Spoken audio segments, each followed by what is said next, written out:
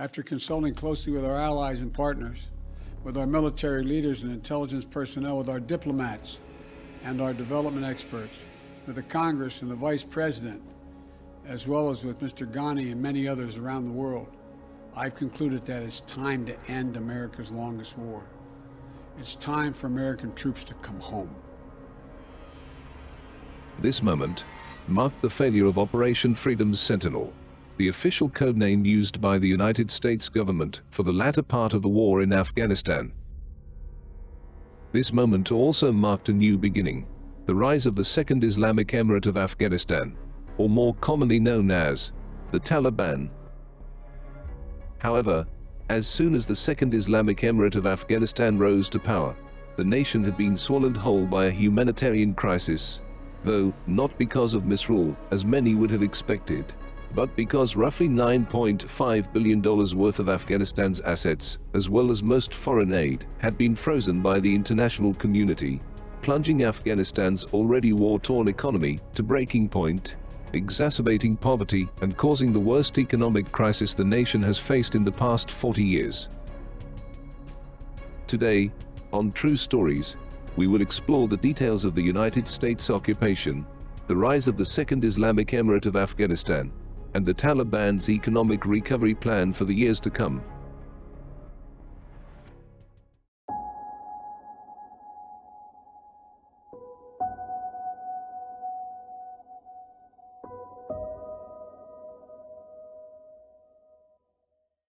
This story begins in 1996, when the Taliban first assumed power of Afghanistan with the assistance of the United States and Pakistan, establishing the First Islamic Emirate of Afghanistan.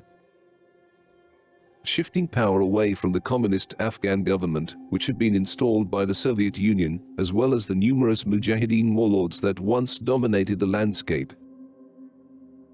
The conflict against the Soviet Union, which had begun in 1979, claimed over 1 million lives, resulting in widespread poverty and famine.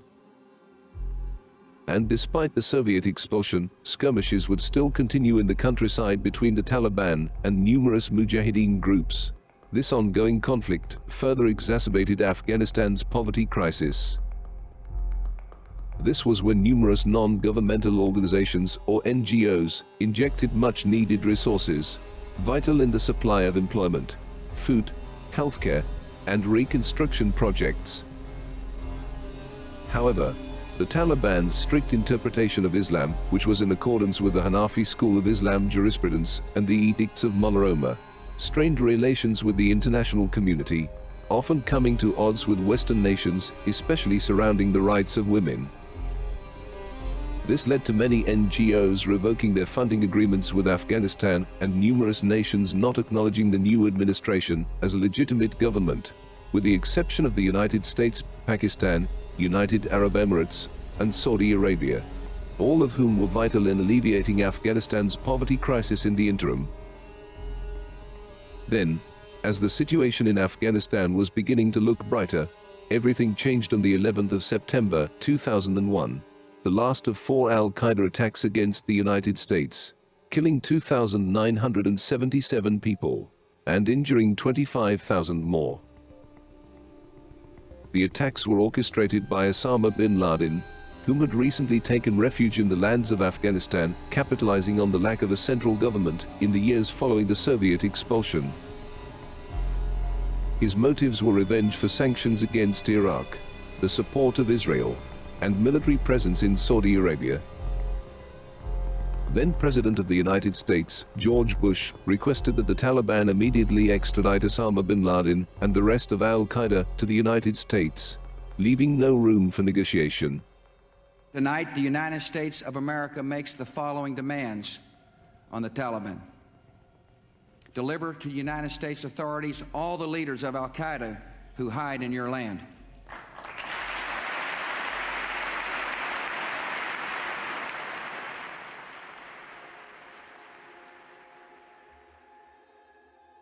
The Taliban then responded with attempts to negotiate an international trial for Osama bin Laden.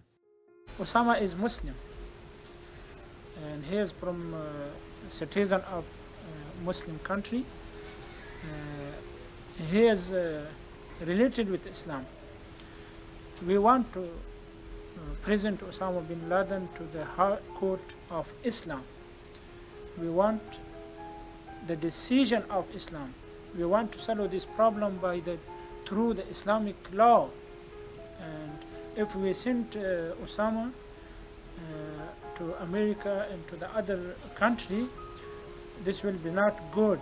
This is not justice, and this will be a very negative thing for the Islamic law. However, the United States had warned that they were not open to negotiation, and in 2001, the United States waged war against the Islamic Emirate of Afghanistan, marking the beginning of Operation Enduring Freedom, the official codename used by the United States government for the initial war in Afghanistan.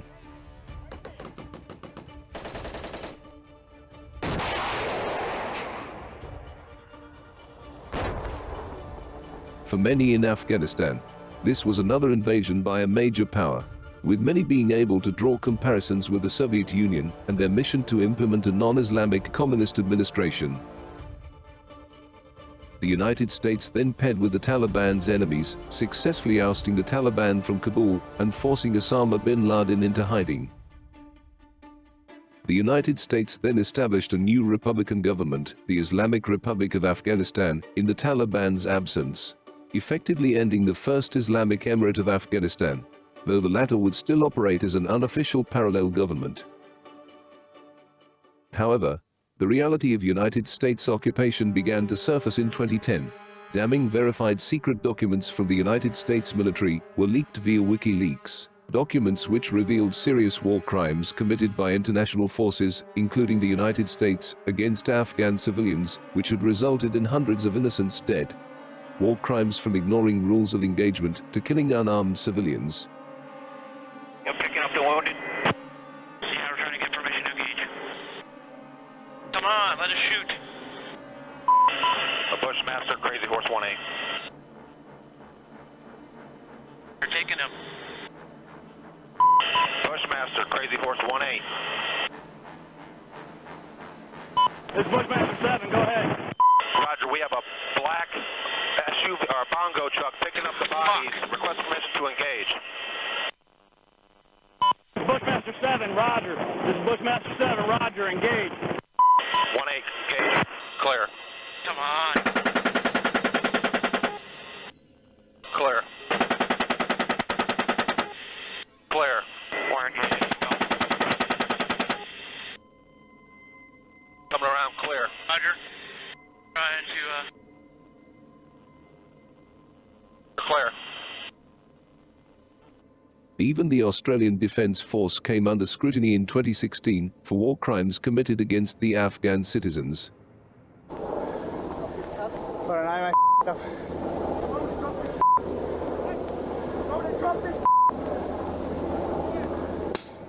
Quick, no! Quick! Stop! Leave! Quick! Leave!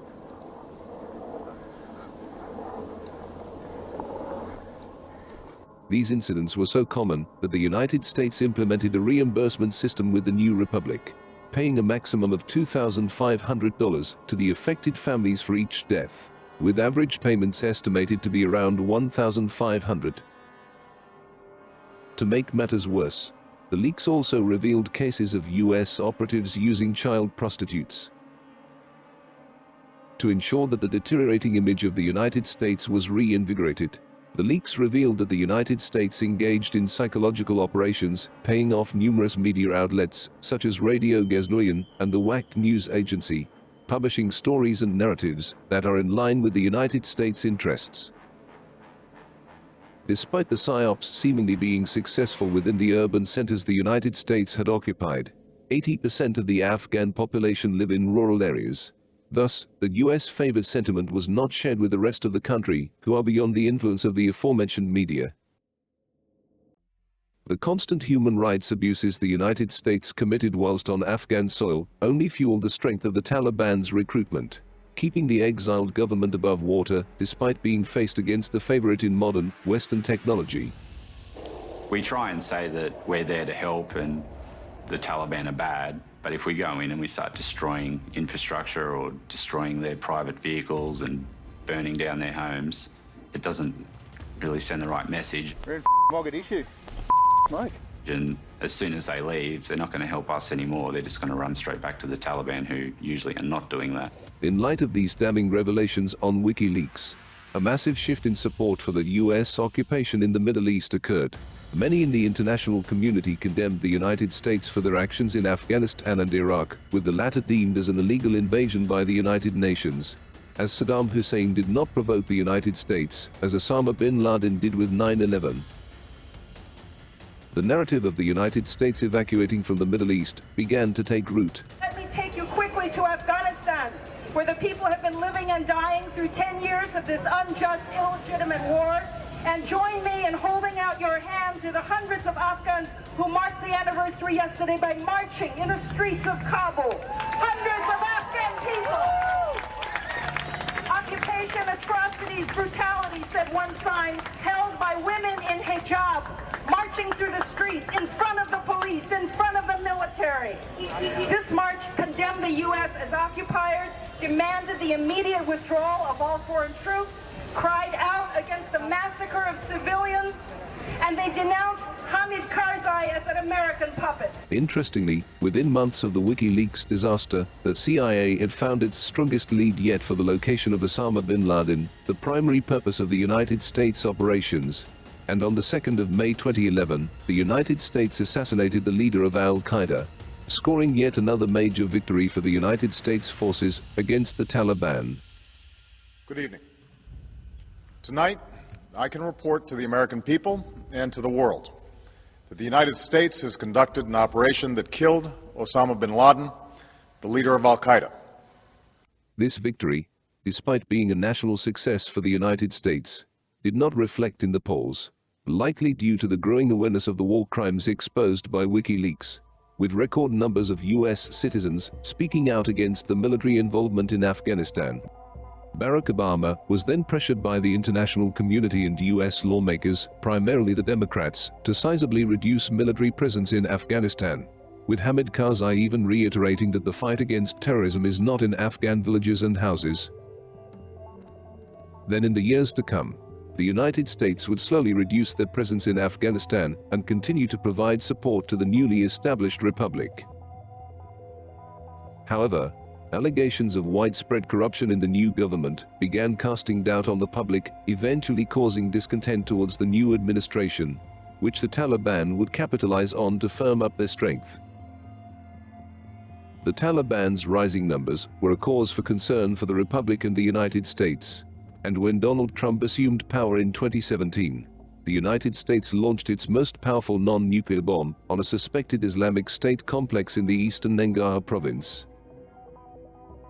This attack was then followed with the United States deploying several thousand additional soldiers across rural Afghanistan, as well as launching airstrikes on opium fields and labs, an attempt to decimate the Taliban's means to finance their operations. The Taliban then retaliated with a series of attacks in Kabul, killing 115 people. Both forces were at a complete stalemate. Neither the Taliban nor the United States could permanently eradicate the other, not without millions of innocents falling in the crossfire. Then, in February 2019, negotiations between the United States and the Taliban enter their highest level yet, negotiating an agreement which stipulates that the United States will withdraw its troops from Afghanistan.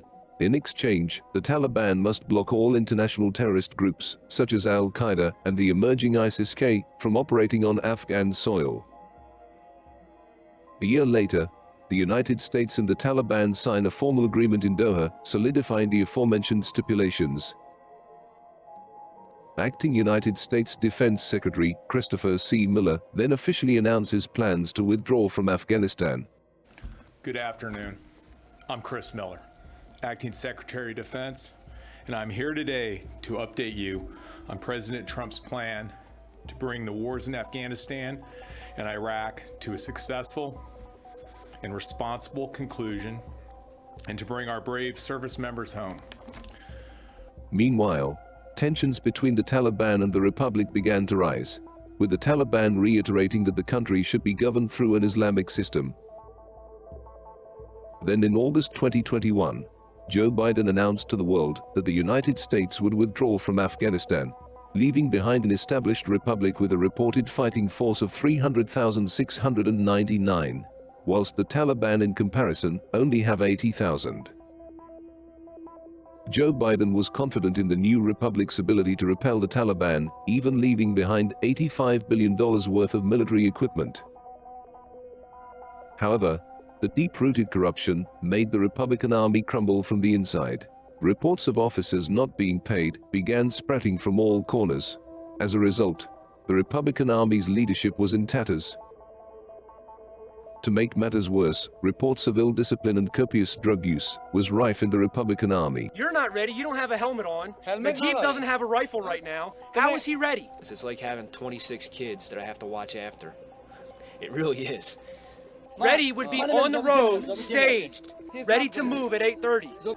I think if they introduced drug testing to the Afghan army, we would lose probably 3/4 to maybe 80–85% of the army. It requires telling them almost 30 times, don't do this, don't do this, don't do this, don't do this, don't do this. Come on, let's go! All of which led to the Taliban seizing Afghanistan without a single shot fired.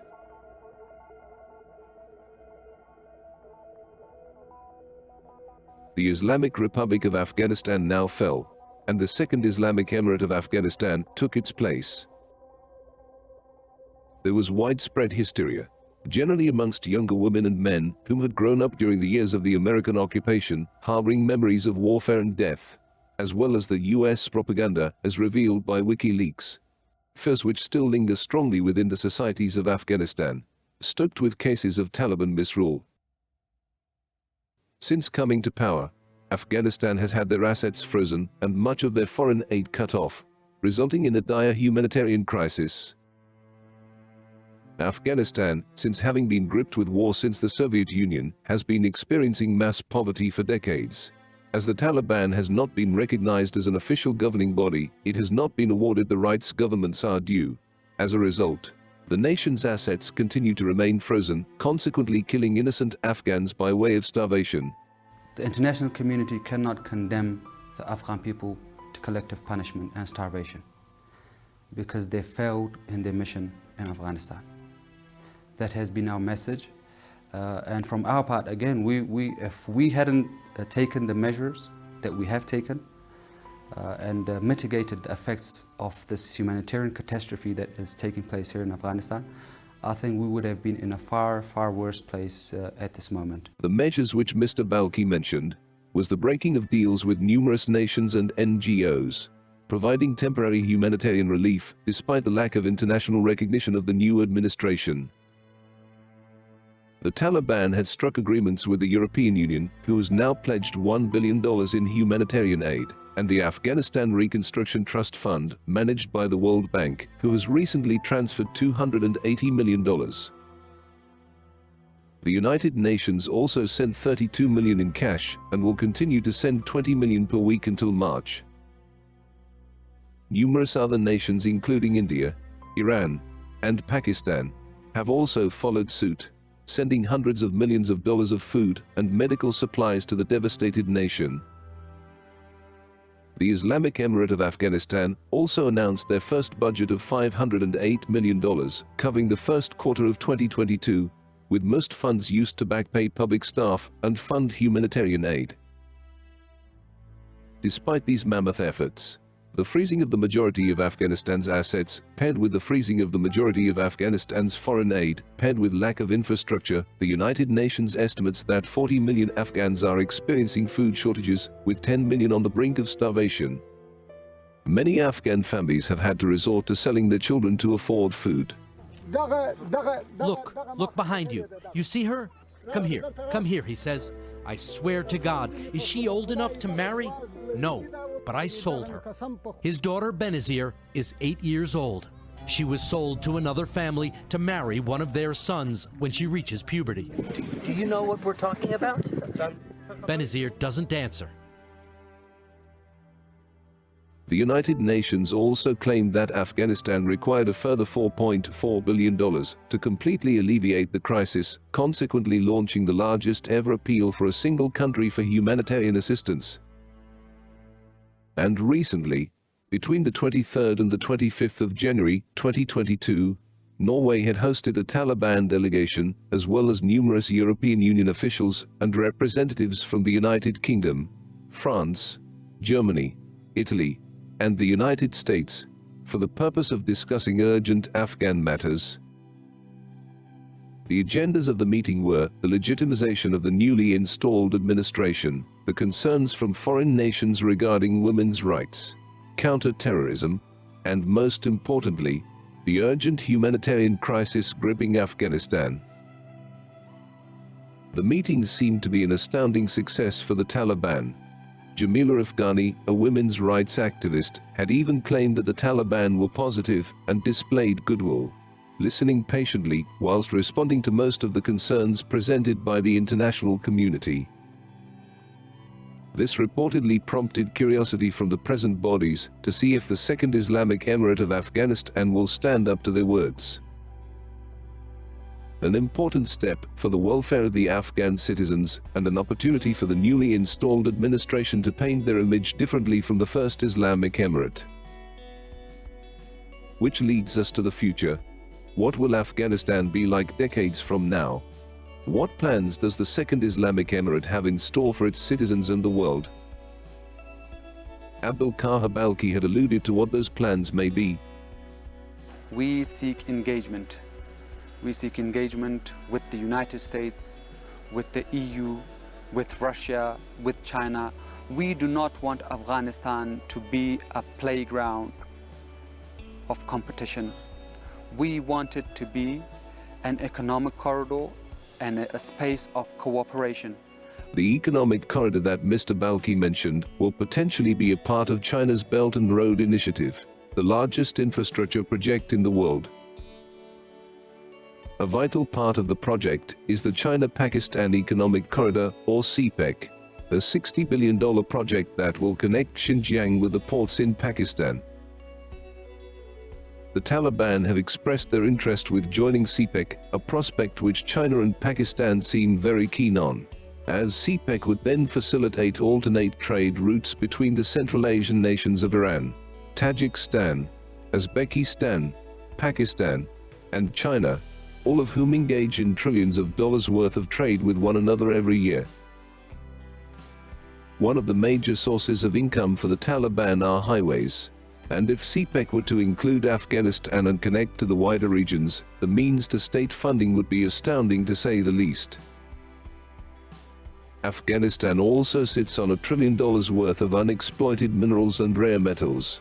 If the Taliban were to access and develop the infrastructure to facilitate the mining and transportation of minerals, Afghanistan could see immense economic growth.